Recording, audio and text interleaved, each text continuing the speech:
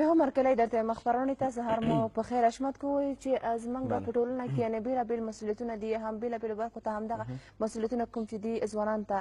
راجع کېږي او همدغه ځوانان دي چې کولی شي خپل مسؤلیتونه په سمه توګه باندې ادا کړي تر ډېره پورې حتی که ووایو چې خپل کلتور لپاره هم دوی کولی شي بېلابېلو برخو کې کار وکړي حتی د ادب برخه کې هرې برخې کې موږ ووایو نن هم موږ سره همداسې یو ځوان دی جاوید سهراب شاعر او لیکوال دا هغه شاعر او لیکوال دی چې ده هم ښې لیکنې کړې دي نن موږ هم غوښتل چې د په هغه ادبي هڅو باندې خبرې وکړو یعنې حشمت که ووایو چې همدغه لیکوالانو شاعران دي چې دوی کولی شي د ټولنې بېلابېلې برخې په همدې خپلو لیکنو کې راواخلي او بهتره کیدای شي نورو ته هم خپل پیغام ورسوي نو نن هم دوی په ادبي هڅو باندې به خبرې کوو دا چې څومره وخت کېږي چې دوی شعر و شاعري ته مخه کړې ده او تر دې دمه دوی څومره اثار لري په دې به ورسره خبرې کوو په خیر راغلی سهار مو په خیر مننه ژوندي اوسئ زه هم خپل سلامونه د شمشاد نړیوال تلویزیون ټولو لیدونکو او اوریدونکو ته وړاندې کوم او تاسو ته مننه چې بلنه مو راکړه کور مو ودان ډېره مننه که اوس راځو پیل به دې څخه وکړو چې شعر څخه مو د پخوا نه مینه وه یا فقط یو تصادف و چې شعر ته مخه وکړه مننه شعر و شاعرۍ سره مې مینه وه خو ما داسې یوه حادثه وشوه زه په اتم ټولګي کې وم چې هغه حادثې ډېر ودرګدولم نو د هغې له وجه ما شاعرۍ ته مخه کړه کم کم بیتونه مې یو بیت دوه بیته لیکل تر څو چې ملګرو د کورنۍ تشویق راپسې شو بیا مې شعر و شاعرۍ ته مخه کړه او اوس شعر لیکم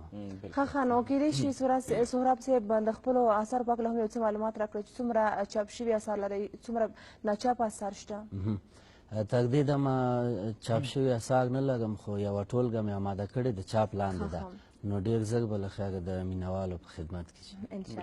اوس معمولا سهراب صاحب دغه موږ تاسو پخوا هم ډېر ستر شاعران درلودل ستر شخصونه مشران اوس هم الحمدلله ځینې ژوندي دي او په ځوانانو کې هم الحمدلله ستاسو په شان داسې استعدادونه لرو خو ځینې وایي چې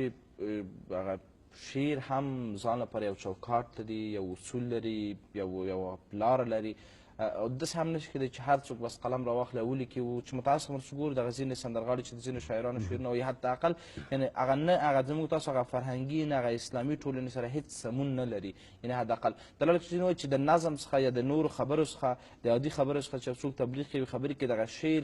ښه توګه کولی شي یو موضوع ته انعکاس ورکړي یعنې ډېر ولس خلکو ته ضرورت لري ستاسو اند ولې دغسې شاعري یو ډول تجارتي شوې ده او دې خوا راغلی بلکل شعر ستاسو خبره زه تاییدوم چې هر څوک یې نشي لیکلی خو شاعري ځان ته یو فورم لري او شعر لکه څنګه چې موږ وایو شعر د ذهن پیغام او د زړه آواز دی نو کومې خبرې چې موږ په شعر کې کولی شو خلکو ته یا د زړه درد بیانولی شو هغه په عادي الفاظو نه شو نو نن سبا شاعري همداسې شوې ده هغه کومه شاعري چې تاسو یادونه وکړه چې سندرغاړو ته یې ورکوي یا هغه زما په نظر الهام نه دی هغه د زور شاعري ده زه چې تر کومه اند فکر کوم نو شاعري الهام دی خدایي استعداد دی او چې هغه څوک الهام ورکړي او خدایي استعداد استعمالوي نو هغه طبعا چې د زړه آواز وباسي خلکو ته او د زړه درد بیانوي بلې نو حشمت زما ستا پوښتنې خو به زیاتې وي خو ښه ده چې دې برخه کې د سهراب صاحب نه یو څه واورو مننه زه به یو غزل درته ویم غزل نه مخکې یو دوه بیته درته وایم چې په زړګي یم داغلی پېښوره یم خفه درنه راغلی پېښوره روغ زړګی مې له کابله و دروړی ما درنه مات زړه مې راوړی پېښوره غزل دی چې عجیبه شانتې قصه ده په دې ښار کې څه ګمنامه فلسفه ده په دې ښار کې اوس خوښي د چا په مخ نه معلومیږي اوس د امن ډیوه مړه ده په دې ښار کې او د ستم په نوم مادې لاندې اوسیږو د ستم په نوم مادې لاندې اوسیږو د وحشت فضا خوږه ده په دې ښار کې خدایه لار پکې د هیلو ورکه شوې خدایه څه توګه تیاره ده په دې ښار کې څوک بې دفنه بې کفنه ترېنه لاړل د چا شوې جنازه ده په دې ښار کې او ګناهګار به شي صحرا به ترېنه لاړ شه جوړه شوې میکده ده په دې ښار کې مننه یعنې دغه د افغانستان وروستیو حالاتو سره دغه اوسني کوم شرایط چې دی بلکل سم یعنې رښتیا هم هغه درد و هغه د اوسنۍ هغه محیط یا ټولنې واقعي هغه انځور پکې یعنې خیر یعنې خوند راکړم دغه شعر اوس راځو مشخصا چې حتما دغه پوښتنه ده چې هر شاعر څخه کېږي چې څومره موده کېږي چې په دغه چا خبره سیند کې یا بحر کې ځان لاهو کړی دی او تر کوم ځای پورې راوتی دی څومره نورې هلې ځلې باید وکړي تر څو پرې خپل منزل ته ورسېږي تاسو هم خپل منزل ته رسېدلي یاست یا نه مننه منزل ته خو لا نه یم رسېدلي ډېره اوږده لار مخې ته پرته ده خو زما تقریبا داسې 15-16 کاله کېږي چې شاعرۍ ته مخه کړې او تر دې دمه مې ایله یوه ټولګه چاپ ته آماده کړې ده نو ډېره شاعري مې هم نه ده کړې لږه مې کړې ده ولې خو د خپله په ټوله کې ستاسو شاعري اوس په کوم موضوعاتو باندې راڅرخي کوم موضوعات چې تر ډېره پورې ستاسو پام ورته اوړي زما ټول دا د هېواد اوسني حالات دي د هېواد کې چې کوم ناخوالې روانې دي زما شاعري په ټوله شاعري مې په همدې ټکو راڅرخي چې ما واقعا ډېر دردوي او ما دې ته هڅوي چې د زړه آواز وباسم شعر په شکل اوس راځو دې ته چې مجموع کې کله ناکله ځینې ځایونو کې که نه اوس د لوګر کې د سنځلې ګل مشاعره ننګرهار کې هم نارنج ګل مشاعره وي ښکلي ولایتونه لري ښکلي خلک لري خو چې امنیت وایي نور فکر کوم چې نور به هم ښکلا باندې ګرځاف شوي خیر خدای مهربانه دی اشتراک کوئ کله کله ونډه اخلئ ځئ ځینو دوستانو او شاعرانو سره کښېنئ مشاعرو ته ځئ څنګه بلې هو ځینې ادبي بهیرونه دي موږ دلته په کابل کې هم لرو په ننګرهار کې زیات لرو نو کله کله جمعې ورځې او پنجشنبې ورځې ورځم هلته او د نارنج ګل په مشاعره کې خو هر کال ګډون کوم اوس بخښنه غواړم شمې د موږ ښه شاعران مخکې مې درلودله د پولې دې خوا هاخوا په پښتونستان کې کوم شاعر مو د خوښې وړ شاعر دی یعنې چې په مکتب کې وایي تاسو ویلي چې اتم ټولګي کې وایي شعر ته مخه وکړه د هغوی شعرونه لولئ خوښېږي مو چې په همغه میتود مخکې ولاړ سئ زما خپله خو نظم سره ډېره مینه ده زه نظم لیکم ډېر غزل ډېر کم لیکم نو د هغه وخت نه تر دې دمه زما د اسراء اتل صاحب شعرونه ډېر خوښېږي او ښه نظمونه لیکي نو د هغې نظمونه تقریبا زما ټول په حافظه کې دي یادي مې زده کړي دومره مینه ورسره لرله نو د همغې شاعري وه او د همغې مینه وه چې زما مینه د هغې شعرونو سره زه یې وهڅولم او تر دې دمه راغلم بلې بیا هم یو څه درنه اورو ځکه چې خبرې خو زیاتې دي خو غواړو چې نن ښایسته ښایسته شعرونه تاسو نه واورو ښایسته غزلې سمه ده مننه غزل دی چې یوګان دیوالونه دي پراته چوپه چوپتیا پرته ده کومه قصه خو په دې ښار کې خامخا پرته ده رامعلومیږي قبول شوی مې یو لمونځ هم نه دی چې ولاړ خدای ته یم او خیال کې مې دنیا پرته ده او یوه مور اوس هم خپل شهید بچي ته لاره څاري یوه مور اوس هم خپل شهید بچي ته لاره څاري یوه مور اوس هم د کور ور کې په ژړا پرته ده او د زلمیتوب تر دغې دمه چې تر تا راغلمه همدومره لاره مې وهلې د تر شا پرته ده یوسفه ستا نوم نه بغیر د چا نامه نه اخلي یوسف عشق کې د رنځوره زلیخا پرته ده او سهرابه ته راته په داسې نظر څه لګورې سهرابه ته راته په داسې نظر څه لګورې سهرابه مه کوه غربت کې مې دنیا پرته ده سهرابه مه کوه غربت کې مې دنیا پرته ده مننه یعنې ټول شعرونو کې هغه د ټولنې واقعي انځور پروت دی بالخصوص وروستي حالتونه داسې وخت شوی چې دغه شعرونه واقعیت ګوري یو بل احساس سړي ته ورکوي یعنې هماغه حالت مجسم کېږي انسان ته یو انځور پیدا کېږي تخیل ته ځي انسان داسې وخت شوی چې شعر مو لیکلی وي همدغسې درد شعر د سوز شعر د خلکو د ظلم د هر څه په اړه او ژړا درغلې وي او شعر پاتې بلکل زه خو اکثره وخت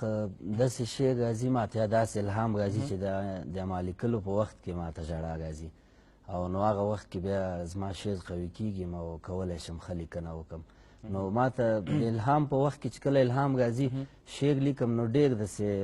بیتونه ماته راځي چې باید ولیکل شي خو چې کوم کې درد نه وي او زما د زړه آواز خاص پکې ونه وځي هغه بیا زه نه لیکم غزل لنډ لیکم خو د زړه درد پکې وباسم ښه نو اوس بیا هم کیدای شي ووایاست سهراب صاحب چې اوس که یعنې پیل کې هم تر یو اندازې مونږ یاده کړله چې هر څوک د ټولنې پر وړاندې یو خاص مسؤلیت لري که ووایاست چې دغه پوښتنه ده چې مونږ به تر ډېره د ډېرو شاعرانو او لیکوالانو نه کړې وي چې اوس په اوسنیو شرایطو کې چې مونږ او تاسې اوسېږو په داسې شرایطو کې خپله اوس د لیکوالانو او د شاعرانو مسؤلیت څه دی مننه. د شاعرانو لیکوالانو خو همدغه مسؤلیت دی چې پښتو ته خدمت وکړي، راتلونکي نسل ته خدمت وکړي، داسې اثار چاپ کړي یا داسې لیکنې وکړي، داسې کتابونه آماده کړي راتلونکي نسل ته چې هغوی ترېنه یو پند واخلي، یو څه زده کړي ترېنه، او د شعر په ژبه او غیر د هغې نه لیکلو کې د کتابونه. نو پښتو ته همدغه خدمت دی او راتلونکي نسل ته زموږ خو همدا وسه کېږي چې د شعر او شاعرۍ له لارې پښتو ته خدمت وکړو او راتلونکي نسل ته خدمت وکړو. بالکل. اوس د ټولګې په اړه مو ویلې چې دا ټولګه مو چاپیږي په خیر سره. خیر، زه وایم چې شعر ښکلی واوسي، شعر منظمه واوسي، شعر په زړونو کې چا خبره ننوځي او په مغز و فکر باندې کار وکړي. که خیر که ټولګه هم نه په همدې کتابچې کې هم خوند کوي. ډېر ټولګې مو لرو متاسفانه. خیر موږ په شعر هسې دومره نه پوهېږو. خیر یعنې ټولګې چاپ شوي دي په بنډل بنډل باندې اما مفهوم نه لري. اوس دې ته څنګه چې یو څه درڅخه اورو دا چې مجموع کې به م څومره شعرونه وي له غزل نه. تاسو مخکې ویلې چې معمولا د هېواد د حالاتو په کتو سره ما شعر لیکلی. آیا د مینې لپاره کله غزل کله شعر ویلی که نه؟ بلې هو ویلی مې د مینې په اړه مې هم ویلی. د غزل خپله همدا معنا لري. غزل یعنی مینه، غزل تعریف او توصیف معنا لري. نو طبعا غزل مې لیکلی خو تقریبا داسې حساب یې راته معلوم نه دی څومره ما غزل لیکلي وي، څومره نظمونه، خو حساب یې رانه اوس له یاده وتی دی، خو ډېر مې لیکلي. نو خو زه ما مخکې تاسې ویل چې ټولګه مې اماده کړې، خو ټولګه کې زه بیا چې کله کتنه کوم او بیا کوم غزل زما په طبع نه وي او خوښ مې نه وي، هغه غزل بیا زه وباسم. نو د همدغه وجه ده چې زما دا چاپ ته ټولګه م لږ ځنډ شوله. بله، نو سراب صاحب په دې برخه کې بیا هم نظم درنه اورو، بیا به وروستۍ شیبې نو دې برخه کې ښه دی چې نظم درنه واورو. سمه ده، زه به یو نظم درسره شریک کړم. نظم دی چې نن راته یاد شو د خپل کلي هغه خړ مازیګر، د اوبو مست زمزمې او د ګودر مازیګر، تر تور ماښامه به د خپل کور نه بهر ګرځېدو، د کلي منځ کې به ملګري په چکر ګرځېدو، د کلي منځ کې به هر چا خپله مستۍ کولې، جینو چینترو او هلکانو به چوتۍ کولې. په نه خبره به خفه شو او خفه شولو جدا شو سره، چې شپه به تېره شوه سحر به بیا په خلا شو سره. یوه ورځ مو شمارله موږ تادي کوله، موږ به اختر ته یو میاشت مخکې خوشحالي کوله. یاران هم ورک شول، اوس په کلي کې مستي نه کېږي، اوس د اختر په ورځ اختر ته خوشحالي نه کېږي. خړ مازیګر ښکلي یاران چکر د کلي نشته، د جنگ د لاسه هغه واړه نازولي نشته. کلي کې غم جوړ جنگ جوړ لویه غوغا جوړه ده، کلي کې غم جوړ جنگ جوړ لویه غوغا جوړه ده، په ښار کې هم اوس د وحشت بله دنیا جوړه ده. او داسې ځای نشته چې ژړا نه کېږي، ویر نه کېږي، چاته د کلي او د ښار منځ کې توپیر نه کېږي. کلی سور وور شو، ګودر ران شو او چنار لمبه شو، د اوسېدو ځای پکې نشته دی، ټول ښار لمبه شو. او لاسونه لپه کړئ، لاسونه لپه په دعا کړئ چې جنګونه ورک شي، چې زموږ زړونو نه یو بل ته نفرتونه ورک شي، په اتفاق چې سره واړه افغانان جوړ شي، سهراب هله به بیا د افغانستان جوړ شي. بیا ډېره زیاته مننه کوم. مننه تاسو نه. کوردن په پای کې بیا هم ستاسو پیغام اخلو، یعنې چې څومره یو شاعر بالخصوص په دغه ټولنه کې چې موږ تاسو ژوند کوو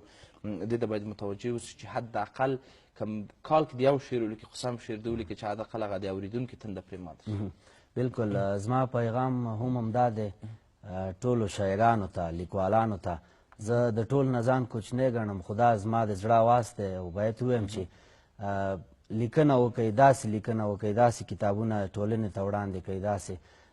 اثار وړاندې کړئ چې راتلونکی نسل ترېنه واقعا یو څه پند واخلي او یو څه ترېنه زده کړي. مننه کوم. بله، جاوید سهراب شاعر او لیکوال، بیا هم په همدې تمه یاستو، په همدې هیله چې راتلونکي اثار مو هم په خیر چاپ شو، بیا راشئ بس موږ سره دوستان سره هم شریک کړئ.